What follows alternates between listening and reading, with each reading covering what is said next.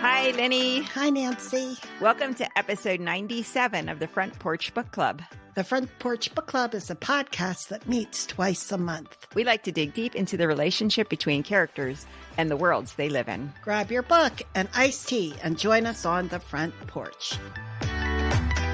So, Linny, I was very excited that we had a Louise Erdrich book on the book club reading list this year.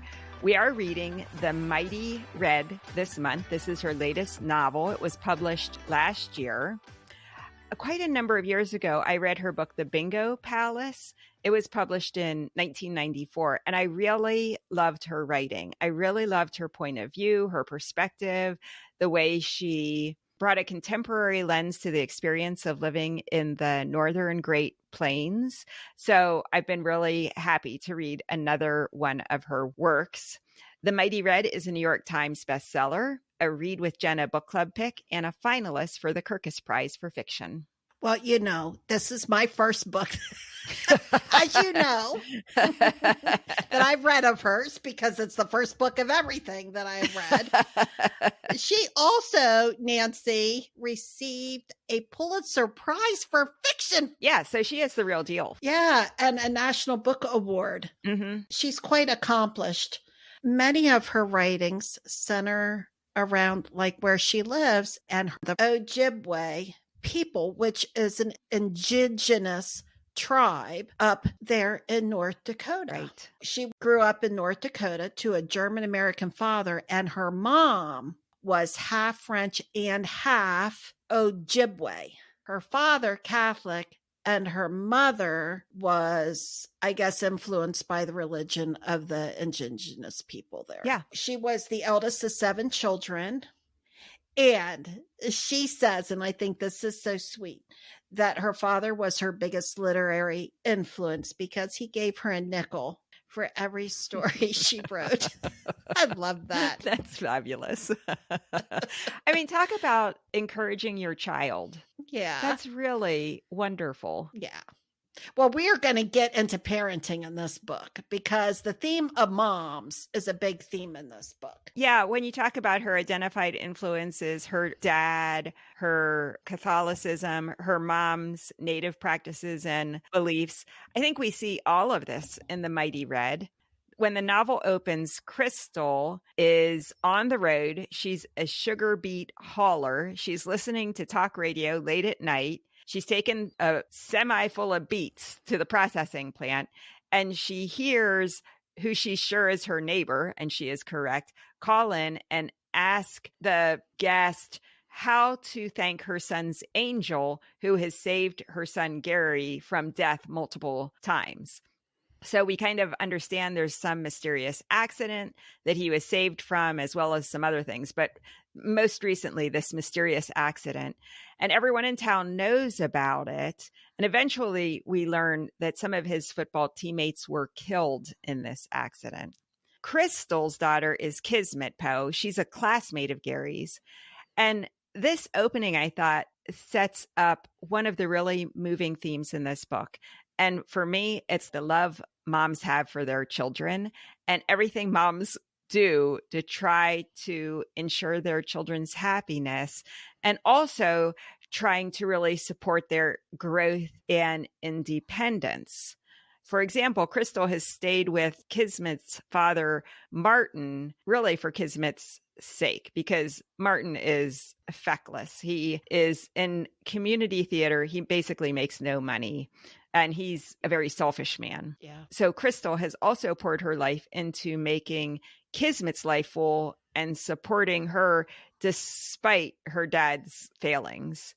I'm hoping that Kismet will become very independent. She'll go to college and she won't end up in the same situation Crystal feels like she has been put in, which is basically working full time as a truck driver and living in poverty because Martin isn't bringing in any money.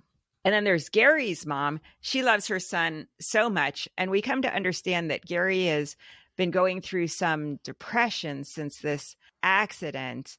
Winnie seems to think that if Gary successfully proposes to Kismet and they get married, that will really lead to Gary's healing. And then Bev is the mom of Hugo, someone we haven't talked about yet, who is Kismet's best friend. He is 16 years old, a little bit younger than Gary and Kismet. And she is trying to support her son, who decides to move to the oil fields of Williston to make his fortune so that Kismet will leave Gary and go with him. I just really identified with these moms. And although maybe we question their decisions and their actions sometimes, boy, we never question the love they have for their children and that that's really their motivating force. What did you think of these moms? Well, I'm surprised that this was the theme that you wanted to talk about, because that part didn't stand out to me. Really? But the mother-daughter situation did. Okay. And their relationship, Kismet and her mother. First of all, 2 stars for her mom for naming her Kismet. Yeah. That name is a rock star. That is a great name. But her mom sets out to give her a better life. But what she does, and I know this is going to be critical, she married a loser. Yeah. And so what does Kismet do? She marries a loser, Gary. Yeah. So she set out, Kismet's going to go to college and I'm going to put this money away from her. But what she's modeling is you can be married to a loser. The guy does nothing except for use up family resources. He's a user. Yeah. Gary has not a lot to offer. He's not the sharpest tool in the tool shed. No, he's not. We're just glad that some people graduate high school, and he did. Thank goodness somebody did his papers for him. Kismet's at the top of the class, but she's looking around. For some reason, she isn't aspiring to greatness. She isn't aspiring to getting out of the small town, getting on to other things. And I don't even think that she likes Gary. Oh, no. I think it is clear that she doesn't like Gary very much. But what she loves about Gary is his great need he says he has for her. And I think she likes that feeling of being needed and loved. That's because that's her mother. And that is such a disappointment. And I don't know that the author set this up, but it was clear to me that she is settling like her mother settled. But her mother seemed to love her husband, at least at some point, and continues to defend his gnarly self to the very end. I'd have been calling the police if I found my husband did some of that stuff. You get him. I know where he is. Pick him up. I'm not defending anybody. Yeah. Kismet sees this not great marriage, and she settles for it in her life. And that's a tragedy. And Crystal's to be blaming for that. Mm-hmm. Which is interesting because there is a section in the book where Hugo is talking about where he learned love. And he does point to his parents who have a very loving marriage. He's thinking about this and he thinks, yeah, when I see my dad bring in a bunch of wildflowers for my mom and it makes her blush, when I see her do these things for him, he is observing this, and that's the kind of love that he's looking for. So he sacrifices everything. Yeah. He leaves his devoted family. He takes on extra class. Like, this guy's got to be smart. He's taking on extra classes. He's fudging his resume a little bit. Yeah. Pretending he's 30 years old. He's figured out how to get a pretty decent job, how to go up the ladder, make some money for himself. Mm-hmm. Seems a little shady where he's working. Should check his credentials out a bit. Yeah. No, those oil fields in Williston back in the 2000 aughts, they were paying huge money, and they just were trying to attract as many workers as they possibly could. Because they were out in the middle of nowhere. They're out in the middle of nowhere. Yeah. The book talks a little bit about the danger. They were very dangerous, and the living conditions, that there was no housing for any of these workers. So the fact that he lived in a refrigerator box in someone's front yard and paid, $500 a week or something, that sounds about right. Yeah. That I thought really captured what that boom cycle was. And of course, now it's all bust. But back then, it was crazy. Wow, that's very interesting. Well, we should say that the story takes place in 2008. Yeah. So it's not that long ago that all of this happened. Right. During the recession. Yeah. Crystal, her marriage spoke stronger to Kismet than anything else that she did. Yeah. He's no role model for a father or a husband for Kismet. So I'm not surprised she doesn't aspire to a greater husband as well. And she puts up with Gary. Yeah. And she does find him boring. Yeah. Because he really doesn't have a lot going on. God bless him. Yeah. God bless his heart. It's not his fault. I mean, come on now. Yeah. Seriously. It just is what it is. But you don't end up with the class valedictorian. Right. You know. All he wants to talk about is conspiracy theories that he's read about, which Kismet finds ridiculous. And then kind of like the big step forward for Gary is at some point after they've been married for a while, he's like, I decided I don't believe all those conspiracy theories I used to believe. Okay, well, there's a step forward. Yeah. But his mother's devoted. So they build a house right near there. I got to keep my eye on Gary the rest of my life because he's got some limits. So I'm going to help this marriage along. And of course, she fails miserably in helping the marriage along. But she has so many issues herself that she ends up exacerbating what is already a irretrievable situation between Gary and Kismet. She expects Kismet to make them breakfast every morning and then clean her house, which Winnie has not cleaned in over a year. Since the accident. Including dishes piled up everywhere. She basically turns her into a little slave. But Kismet, she puts up with it. I mean, at some point she does get a backbone and she says, I'm not cooking for you anymore. But then she's really kind of trapped there because she doesn't have a vehicle and they won't lend her any of their vehicles so she can go to town and visit her mom. So she feels like she's been kidnapped away from her life. I think she feels like she's in a very vulnerable position. She is in a very vulnerable position and her mom knows it. So she gets her girlfriends around to kidnap her back, basically. Yeah. Kismet, she isn't connected very well to herself. I try to give her a lot of grace for making bad decisions or not having a bigger view over the possibilities of her life and what love is and what love isn't.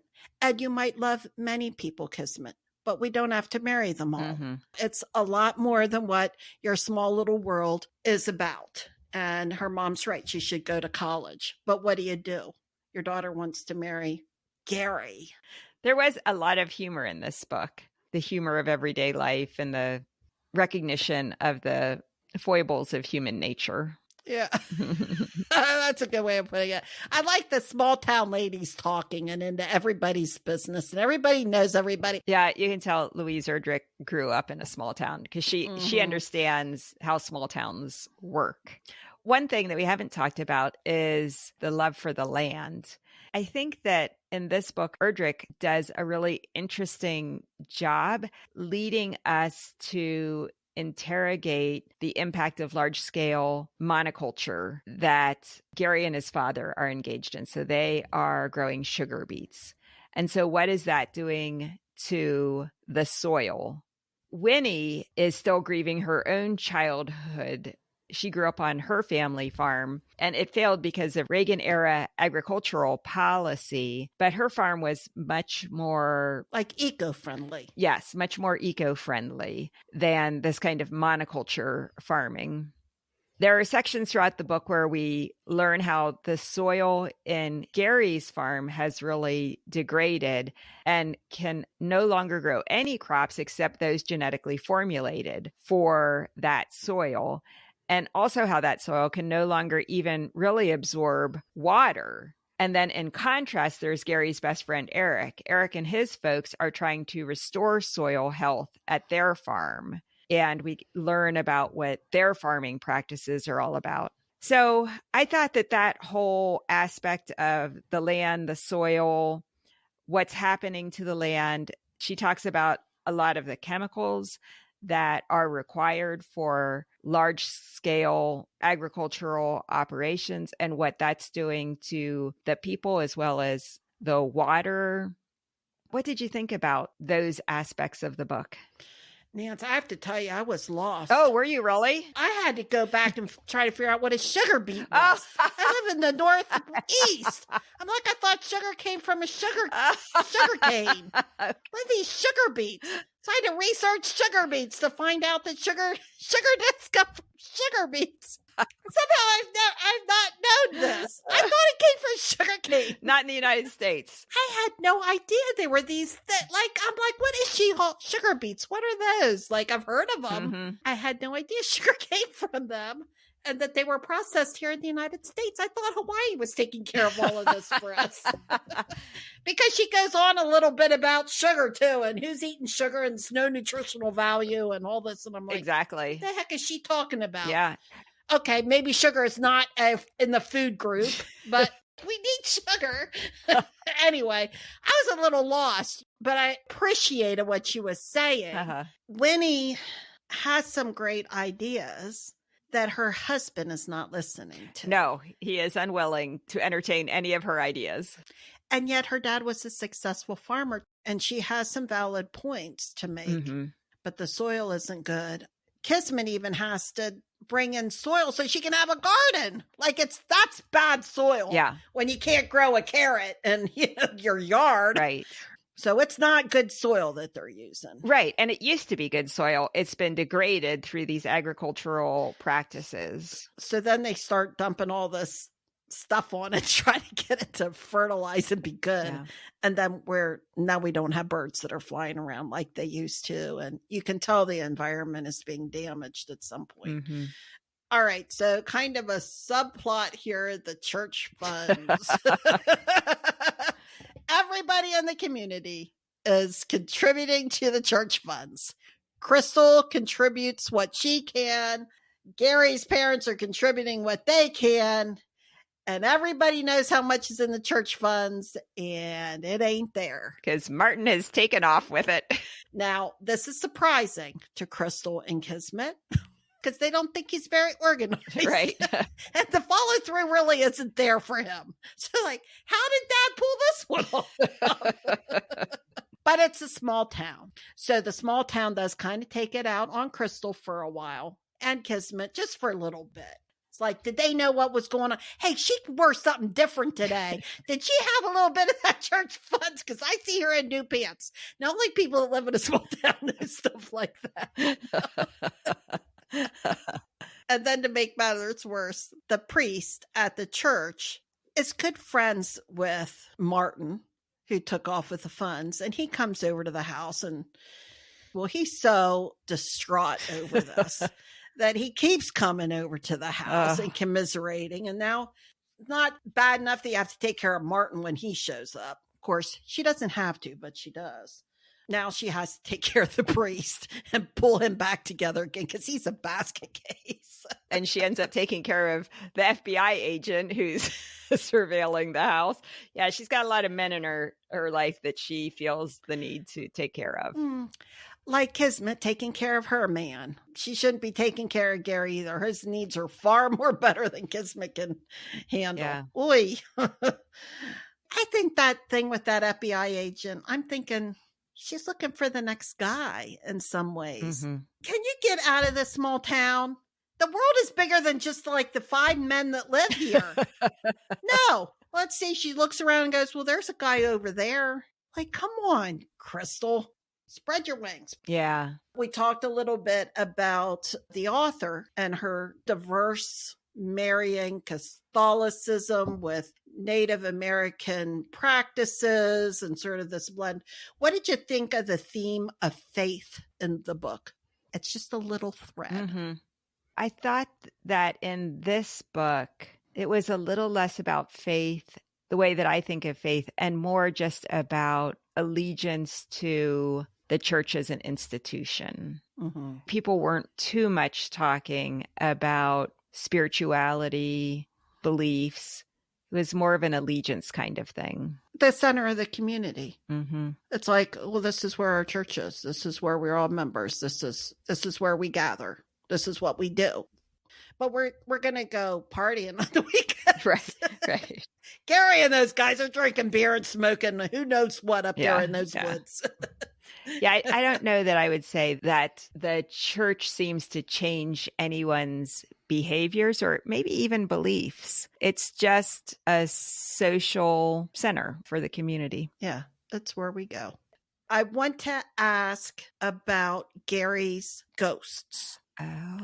Do you think that that was a tie in with religion? Yeah, after Jordan dies, he keeps showing up along the side of the road. They have conversations. Actually, when Gary is passing out during the time of the accident, Jordan comes and talks to him. I don't think I really processed what I thought about that, but it sounds like you have thought about it. What do you think about that? Well, I have, because I was looking at it as a clinical lens. I didn't see it as a faith thing at all. But I think maybe to him, there was a spirituality for it. I considered that as a reaction to his stress and the trauma of the accident, that this aberration, which was not an aberration or a ghost at all, it was something in his head from the trauma. And this can really happen to people. And I've had people that I've talked to that have these aberrations after trauma, people that show up and people that talk to them, or they're just mysteriously there, that this is something that I have treated people with. Oh, really? Yeah. So I took all of that as part of the trauma of the accident and the guilt that he was feeling. And when he wasn't focused on his guilt, he wasn't there. When he was focused on kismet, for example, and farming and being with his dad and those kind of things, he wasn't feeling the guilt of that night. But when he was left to his own defenses, and when he was drunk and high and stoned and spent too much time by himself driving around in his pickup truck, then this guy would show up. In your experience, seeing these apparitions, it feels real to the people. Yeah, I would say Gary is a little bit different. And here's where I'm wondering if the author was kind of bringing in her spirituality, because in Native cultures, the passing of people may be a little bit more present than what we think of in our culture or our faith. So I didn't know if she was bringing that in. I'm just saying, when I look at it through my lens, I don't see a ghost. I don't see somebody who is coming back and trying to give us a message or help us along or show us the way or be helpful at all. I see this as a clinical diagnosis. Gary needs therapy. Yeah. Because we shouldn't be seeing anybody. You should be seeing your buddy here on the side of the road. Because it is a torment for him. It is not a help. It is a reminder. It's this guilt. I think for some people, it can be a tricky thing to diagnose. And that's why if you know somebody's whole story, you can kind of see this as being less of a paranoia, schizophrenic, or is this, I kind of know this person really isn't there, but it feels real. Okay. Or I hear something or I see something and it feels that way and it's terrifying or it's confusing or it's comforting or it's whatever it is. But it's a trauma-based, like PTSD, trauma-based psychosis or a trauma-based experience. It really isn't like this person really is there. Now for Gary, he is sure this person really is there. Right. So that's why I was wondering if this is kind of bringing in those Native American cultures. For people that experience that, then that person, for them, that person really is there. Right. Then what is the message he is trying to tell you, Gary? Why do you think he's showing up? What are you experiencing and feeling when he does? Because even though I might not believe it, Gary believes that this guy is there for a reason. And you can kind of see him dealing with this at the end of the book, where he's coming to terms with what he has done and his response and what happened, and then being able to have his friend being released from him. And even having Jordan say that he has forgiven him. Yeah. I wonder if that's why she brought it in, but I look at things differently than maybe the author did. Well, I think that is an interesting point, though, because it is not a big theme in the book, but there are a few little places in the book where the more Caucasian or Western people are attributing spirituality or a connection to the earth or to the spirit world to the native population. And of course, there's a lot of intermarriage and intermixing. I think every indigenous person we meet is someone who has a parent that is also a Caucasian or Westerner. Yeah. Now, Crystal is half Native American, I think the book I think says. that's right. But even Kismet, who has her Caucasian father and her mother, who is partially indigenous, her classmates still imbue into her a certain spirituality or connection to the earth. Gary thinks that some of what is so healing to him, he believes about Kismet, is this like mysterious connection that she has. I did think that was interesting. You think that he thought that she was mysterious because of the color of her skin or her ethnic background? Yeah, I would say not so much the color of her skin, but more the native ways, that there's something mysterious about the native people and how they had once lived in this land, and that their practices and connection to the land are so different than the Western practices and connection to the land. Interesting. It's not mentioned very often in the book, but there's just sprinkled a couple places throughout where there is a differentiation that people seem to have in their heads, that they're attributing a certain mysticism to people with native blood. Yeah. I think, isn't that a little prejudiced? It's kind of like, well, the native people are a little bit more spiritual or mystical or something. And it's just, well, they're just different. You know, their culture's different. I couldn't figure out if I thought it was prejudice or if it was a recognition that people from the West, like us, like maybe we don't have all the answers. Maybe there are other peoples and other cultures and other traditions that maybe have things figured out a little better in some aspects. Not quite sure. Yeah. Yeah. More of a recognition of cultural superiority in some ways. Yeah, I think there's definitely, from Gary's point of view, well, look, Gary isn't, like we said, he's not the sharpest tool in the shed. Yeah. There's the soil. You plant this stuff. Well, at least he knew what a sugar beet was. So I don't know what that says about me.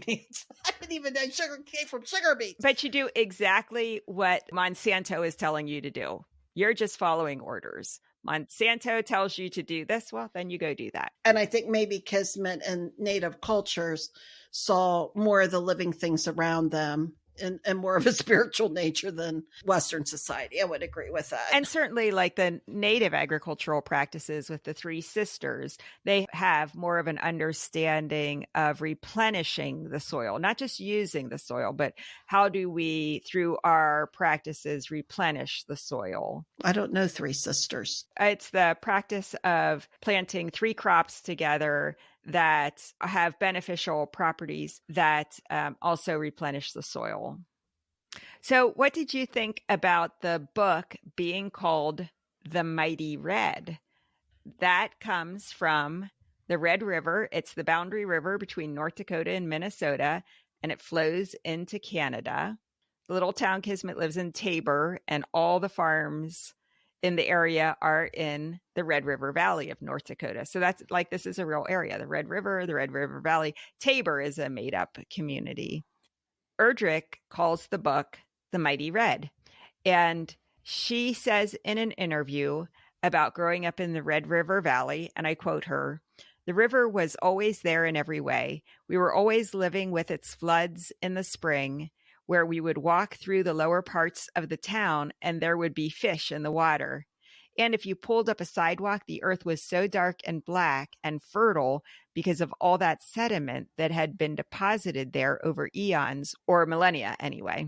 You would find little seashells in it, and it would seem so strange to find seashells in the dirt." In Erdrich's book, The Mighty Red, we learn about the river's life-giving and life-taking power. And to me, I wondered if that's why Erdrich called the book The Mighty Red. Yeah, there's something about a river, life and death, the death of the poor boy, the nature of this. And maybe this is the spirituality coming through.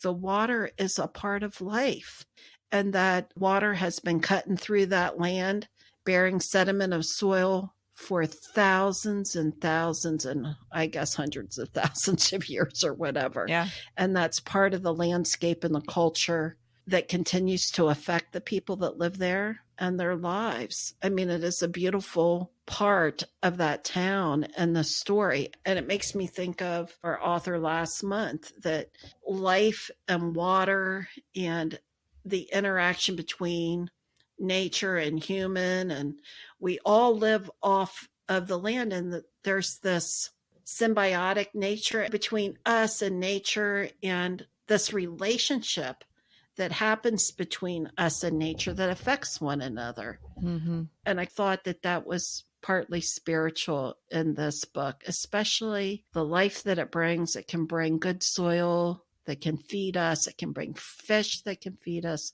But unfortunately, we got a big river here in New York. It takes lives. Yeah. Every year, it seems like it takes lives. And we can pollute it and make it ecologically a disaster zone as well. Yeah.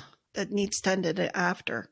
I thought there's also something about a river that is almost timeless. Like, people come and go. Our lives, our passions, our hopes, our dreams, they just are just a flash in the pan when you consider this Red River that's been running for forever, kind of like the timelessness of the earth. Anyway, an enjoyable book here, Nance. Yeah. I'm glad that we read it. Remind me a little bit about growing up where we did in a small town where everybody knows everybody and everybody went to the same church, whether they were Christians or not. This is your church, so this is where you go, you know. It's just a different culture. The thing about a small town is there is a measure of grace everyone gives each other. Mm-hmm. You just kind of know who people are, and you just accept them for who they are in general. Like, not to paint too idyllic of a picture, but people are just who they are. I did like those book club ladies. Someone would get all upset about one of the other book club members, and the others were like, well, yeah, she's our friend. Mm-hmm. Yeah.